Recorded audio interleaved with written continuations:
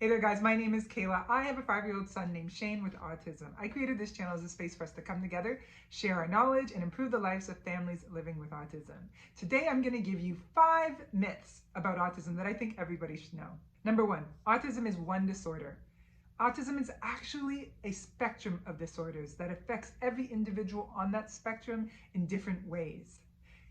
Every individual with autism is different, and if you've met one person with autism, you've only met that one person. And just because you may have seen a movie or watched a commercial or read an article doesn't mean that you know a lot about that individual's autism. The number 2 myth, autistic children are all antisocial.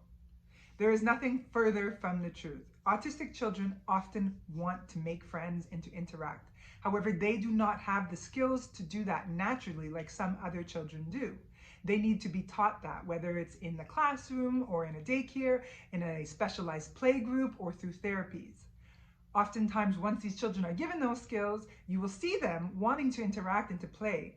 But initially, especially in the younger ages, people may see them retreating, and that's because they don't have the skills to interact with the other kids and the other people. That does not mean that they are antisocial.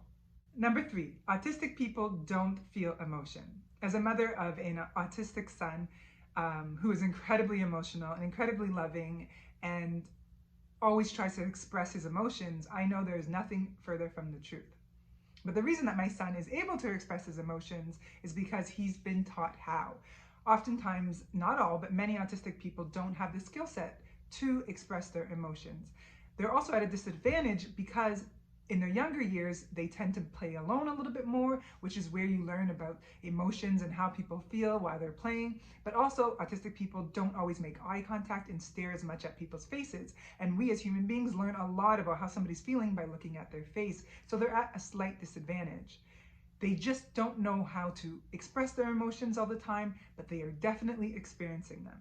Number 4, autism is a behavioral disorder, meaning every child with autism hits and every child with autism bites. It's just not the truth.